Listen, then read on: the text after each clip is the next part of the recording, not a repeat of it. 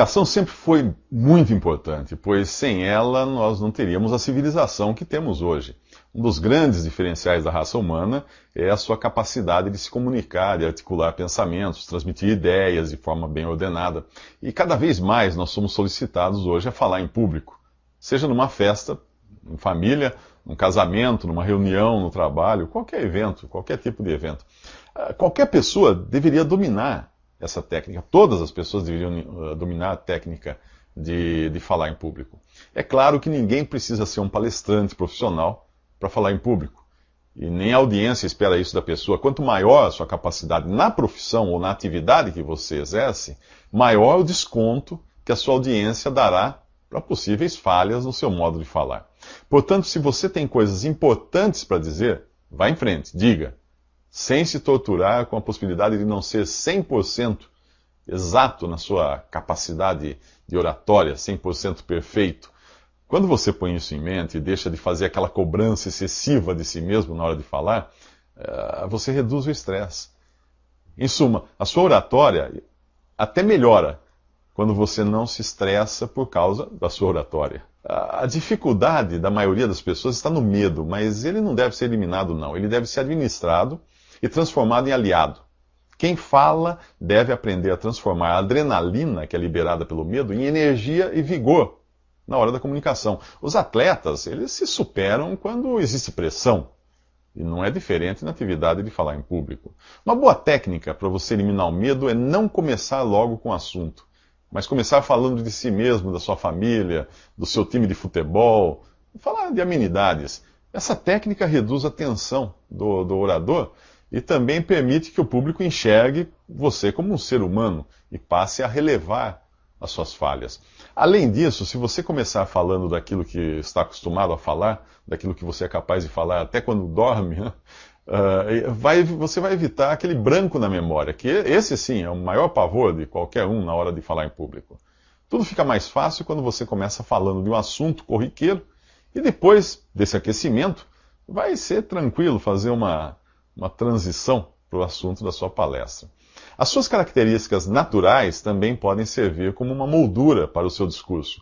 Se você tem um perfil bem-humorado e costuma contar piadas para os amigos, em roda de amigos, pode usar essa característica, mas nem tente ser engraçado em público se não for esse o seu modo de agir naturalmente quando está entre amigos. Analisar bem o público, a ocasião, os objetivos. Quem fala em público está ali como quem vai vender um produto, que são as suas ideias. Isso deve ser feito da maneira de uma forma a gerar uma maior satisfação para os seus ouvintes. Você pode também treinar diante de um espelho, por exemplo, para analisar a sua postura, as expressões, o timbre de voz, a articulação das palavras. Se você puder gravar ou filmar a si mesmo, o que hoje dá para fazer até com um celular, né? Aí você vai poder analisar o resultado, fazer correções, pedir críticas, sugestões para algum amigo. Nos meus treinamentos de comunicação verbal, eu costumo pedir aos participantes que venham à frente para falar sobre algo enquanto eles são filmados. E depois a gente analisa aquilo. Nós todos analisamos e damos palpites sobre a sua apresentação. Existem diversas dicas práticas que a pessoa que fala em público pode conseguir com a ajuda de um profissional ou lendo livros sobre o assunto. Uma é trabalhar a entonação da voz e aprender a fazer o uso do silêncio para sublinhar suas palavras. Outra é você decidir se deve falar de improviso, usar anotações ou slides, ou ainda ler um texto corrido.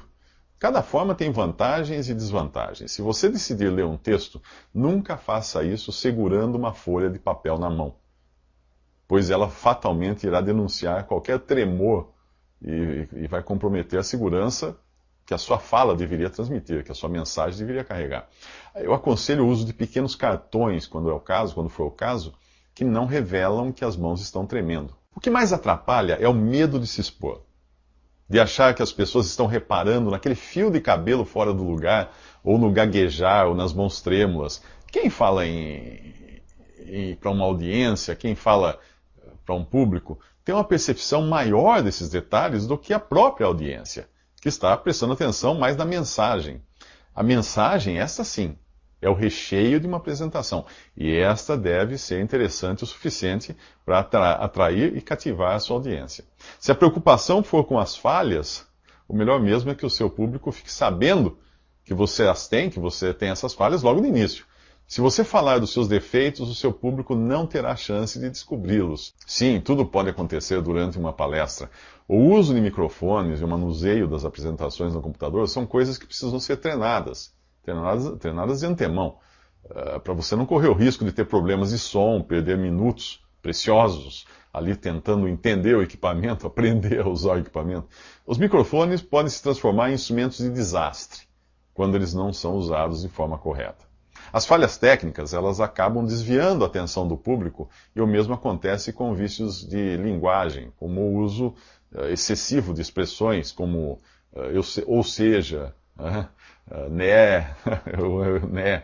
Eu mesmo tenho alguns vícios de linguagem também, que às vezes eu tento me policiar contra isso. Sendo assim, é outro vício de linguagem. Sons como na hora que você está pensando. Você deve gravar e observar e evitar isso, tentar eliminar isso da sua fala. Movimentos estranhos com o corpo, com os pés ou com as mãos também são inimigos do orador, porque eles desviam a atenção do público. Quem fala em público deve se imaginar na tela de uma TV apresentando um telejornal. Isso implica manter o público atento à sua boca e às suas expressões, e aos movimentos de suas mãos que devem ficar dentro dessa tela de TV imaginária. As mãos só devem enfatizar a fala, porque as mãos também falam, né? Quando mantidas acima da cintura. Caso contrário, elas vão desviar a atenção do seu público para longe do rosto e da sua boca, que é o lugar onde eles têm que prestar atenção, porque é ali que estão acontecendo as expressões que são